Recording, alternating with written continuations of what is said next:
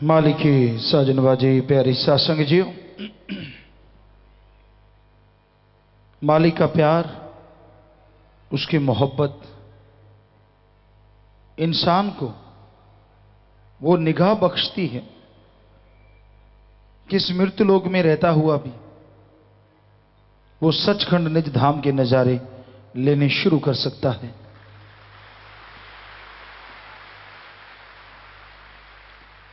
मालिक के प्यार मोहब्बत में वो नशा होता है। इंसान एक बार हरी रस अमृत आबो हयात रूपी नशे को चख ले तो वो नशा सारे गम दुख दर्द बीमारियों को जड़ से खत्म कर देता है और अंदर बाहर से खुशियों से लबरेज रखता है। इश्क कमाना बड़ा मुश्किल होता है, खास करके हकीकी इश्क। एक होता है मजाजी और एक हकीकी। मजाजी इश्क जो जिस्मों का सौदा होता है,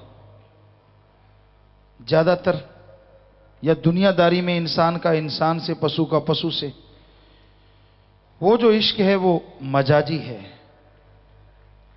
पर आत्मा का परमात्मा से जो इश्क होता है वो हकीकी इश्क होता है। हकीकत में, वास्तव में वो ऐसा इश्क है जिसको लग जाता है, उसका तो क्या, परिवार का तो क्या, गुजरी हुई और आने वाली कुलों का उद्धार कर देता है।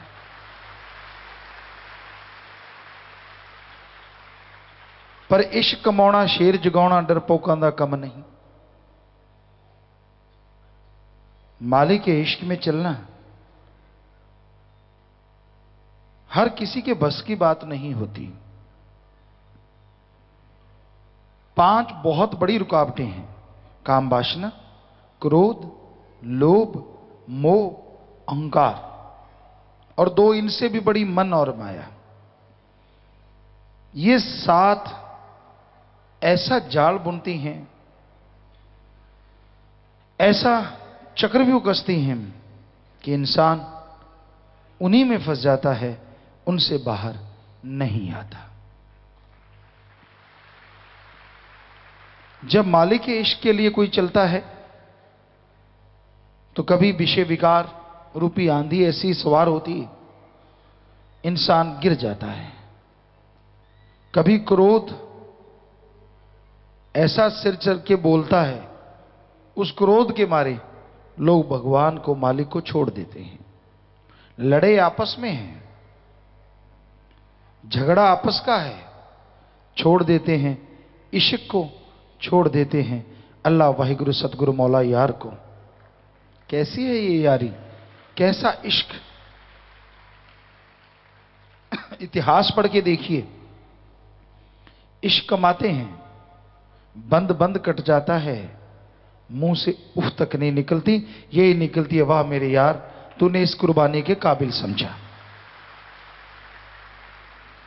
और कलयुगी इश्क, किसी ने 2-4 बातें बना के सुना दी, फुर, पता ही नहीं चलता किधर गया, सारा इश्क मिट्टी में मिल गया। लोग पूछते हैं यार बड़ा आशिक था, कैसे बताएं? लाई लग ना होवे कर वाला चंद्रा गमांड ना होवे। कि कई लोग ऐसे होते हैं, उनको लोगों की बातें सच लगती हैं, अपने गुरु पीर फकीर की बात सच नहीं लगती, तो वो इश्क दिखावा करते हैं, इश्क निभाते नहीं। जो इश्क निभाते हैं वो दिखावा नहीं करते, उनको कुछ दिखाने की जरूरत पड़ती ही नहीं। दृढ़ यकीन रखते हैं, दृढ़ यकीन के साथ इश्क के रास्ते पे चलते चले जाते हैं। ना किसी से ईर्ष्या, ना कोई द्वेष, ना कोई चिंता, ना कोई टेंशन, ना कोई सोच, बस एक ही सोच, सेवा करें, सुमरन करें, मालिक को याद करें। साईं मस्ताना जी महाराज ने यह सच्चा सौदा चलाया, बनाया। क्या गृहस्थी, क्या त्यागी, सबको शिक्षा दी। सबको समझाया कैसे जिंदगी जीना है। परमपिता जी ने बताया, हमने अपनी आंखों से देखा, कानों से सुना। घर गृहस्थ वाले को बताते, सुमरन करा करो, संयम रखा करो,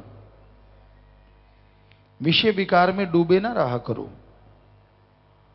स्त्री पुरुष का रिश्ता है, पति पत्नी का रिश्ता जायज है, कोई गलत नहीं, लेकिन उसमें भी संयम की जरूरत अति है, जरूरी है। और साथ में सुमरन किया करो, भक्ति इबादत किया करो। घंटा सुबह शाम चलते बैठ के लेट के काम धंधा करते, वो किया गया सुमरन संयम में आपकी मदद करेगा। और ब्रह्मचर्य का पालन आदमी के शरीर के लिए ढाल का काम करेगा। फिर सतब्रह्मचारी आते, बनते नए। हमने देखा परमपिता जी के पास, सुना मस्ताना जी महाराज के पाक पवित्र वचनों को कि आ गया भाई जी, मैंने तो सारी जिंदगी शादी नहीं करवानी, मैं तो सतब्रह्मचारी रहूंगा। बेप्रवा जी एक ही बात फरमाते, फिर सारे समाज का फिक्र तूने करना है। फिक्र का मतलब सारी समाज की सेवा में चलना है, सुमरन करना है, सेवा करनी है।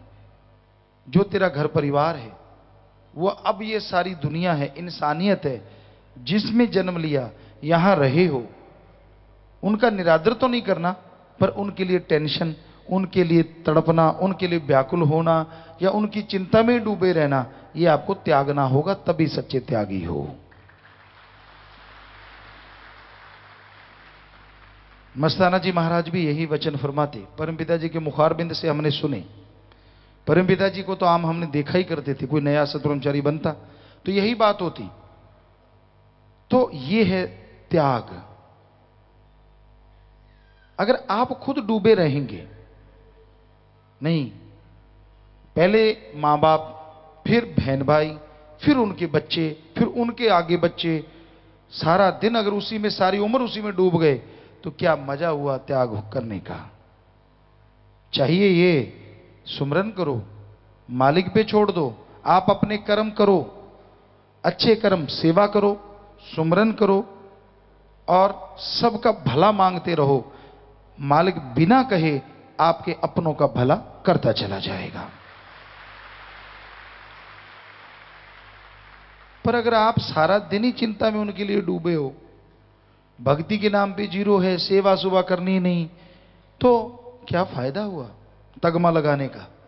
कैसे मालिक करेगा भला उनका, क्योंकि आप तो खुद करने लगे हुए हो कि मैं कर दूं, मैं कर दूं, मेरे कहे बिना तो होगा नहीं, या मैं ही कर सकता हूं। ऐसे घर गृहस्थ में जो रहते हैं, बच्चों का पालन पोषण करना कर्तव्य है, फर्ज है, पर जब वो बड़े हो गए, विवाह शादियां हो गई, तो घर गृहस्थ वाले को चाहिए वो त्याग करे। घर में रहता हुआ त्याग बड़ा मुश्किल है। जंगलों में मत जाओ, कोठियां बंगले बगीचे बनाए हैं, सुख लो, लेकिन जो आपके बच्चे हैं, परिवार है, उन परिवारों को, उन बच्चों पे, कंधे पे सारा बोझ डाल दो कि भाई हो गया तू जवान, शादी हो गई, कारोबार संभाल, मेरे तजुर्बे की जरूरत है, मैं दिन रात तेरे साथ हूं, जो मेरे से पूछना चाहता है, जो राय लेना चाहता है, मैं राय दूंगा। बस उसके कंधों पे बोझ डाल दो, ताकि आपके जीते जी आपके सामने वो कामयाब हो जाए और आप गुरु गुरु करो। आपका किया गया गुरु गुरु भी उसकी कामयाबी में बहुत ज्यादा मदद करेगा। टांग मत घुसेड़ो। कई तो बच्चों को देते ही नहीं सामान संभालने के लिए, आखिर तक नहीं, ना ना ये तो डुबो देंगे, मेरे को ही आता है सब कुछ, इनको तो कुछ भी नहीं आता, इनके हाथ में दे दिया तो डुबो देंगे सब कुछ। कईयों को ये भ्रम बना रहता है, और तेरा पटाखा बोल गया तो क्या पता कब बुलावा आ जाए, और बच्चों को तजर्बा नहीं दिया, तब ना चाहते हुए भी डूब जाएंगे। तो इसलिए ये सारे धर्मों में साफ लिखा है कि जब एक उम्र आती है, उस उम्र में आप अपने बच्चों के कंधे पे सारा बोझ डाल दीजिए, बच्चों को संभालने दीजिए सारा कारोबार, और आप गुरु गुरु कीजिए, सेवा कीजिए, सुमरन कीजिए, सबका भला कीजिए, इंसानियत के रास्ते पे चलिए। ये भी इनडायरेक्टली आपके बच्चों का ही भला है।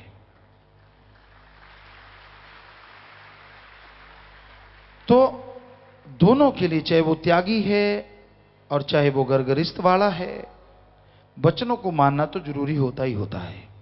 जिंदगी आपने चुननी है, और चुन ली तो फिर चूंचना करने का क्या मतलब। लेकिन ये देखा गया है, आदमी की फितरत है, वो खुश नहीं होता किसी भी जिंदगी में, चाहे वो त्यागी है चाहे वो घर गृहस्थ वाला है। खुश वही होता है अपनी जिंदगी से जो सुमरन करता है और पीर फकीर के वचनों पे अमल करता है। वरना दूसरी की थाली में लड्डू बड़ा ही नजर आता है। शादी नहीं हुई, उनके सपने तो होते हैं कि हां शादी होगी, हवा में उड़ा करेंगे, मजे लिया करेंगे, और जब हो गए 2-4 जवाक बच्चे हो गए, मुंह से मक्खी नहीं उड़ती, दूसरा बताता तेरे गिड्ड लमक रही है, आंखों में अभी तक गिड्ड है। वो अच्छा, क्योंकि बच्चों में फुर्सत ही नहीं मिली, फिर आंख संवारता है। ये हकीकत है। हां, घर गृहस्थ में रहते सुमरन करते हो तो चाहे आपको बोला आप त्यागी रहो, चाहे घर गृहस्थ वाले रहो, तो सुखी रहोगे। सच्चा त्याग अपने विचारों को कंट्रोल करके चलना है, चाहे त्याग से चाहे घर गृहस्थ में रह के। सुमरन करना जरूरी है, 100% सुमरन करना पड़ेगा। कम से कम घंटा सुबह शाम, आधा घंटा सुबह शाम। बड़ा मुश्किल लगता है, अच्छा सुमरन करना पड़ता है। अरे भाई पढ़ता नहीं, ये तो कम करता है तू। 24 घंटे में आधा घंटा सुबह शाम देता है, बाकी 23 घंटे। तो यही देखने वाली बात, यही सोचने वाली बात है। इसी का नाम कलयुग है। तो इश्क कमाना है, अगर अल्लाह वाहिगुरु राम से नजारे लूटने हैं दोनों जहां की इस मृत्यु लोक में, तो आप संयम रखिए, वचनों पे रहिए, जिंदगी जो चुन ली मस्त रहिए, खुश रहिए, नेगेटिव मत सोचिए, पॉजिटिव चलिए। और परमपिता जी से कई बार सुना करते हैं कि भाई अगर कोई त्यागी तपस्वी बन गया, उस जैसी जिंदगी तो यहां किसी की हो नहीं सकती। फिर बेपरवाही ने वचन करवाए, दोनों जहान में ऐसी जिंदगी नहीं हो सकती।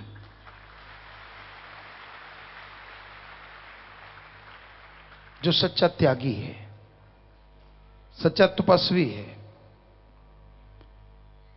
गुरु नानक देव जी महाराज ने बत कुंवारी ना थिए एही पछुताओ। बच्चे हो गए, पहले खुला घूमा था, शादियां हो गई, देखा लोगों ने, तो बेपरवाह जी मालिक सतगुरु मौला फकीर फिर उसके गुणगान गाते हैं और कहते हैं कि मालिका, आदमी की जब बच्चे शादी हो जाती है, घर गृहस्थ में उलझ जाता है, फिर कभी सोचता है काश वो जिंदगी होती। बत कुंवारी ना थिए यही पछुताओ, बस पश्चाताप बन के रह जाता है और जिंदगी गुजरती चली जाती है। तो बेपरवाह जी ने ये वचन वैसे नहीं किए कि भाई जो त्यागी तपस्वी उस जैसी जिंदगी तो दोनों जहान में नहीं, पर सच्चे त्यागी बन के देखो, नजारे ना मिले तो हम आपको गारंटी देते हम सत्संग छोड़ देंगे। और बताइए,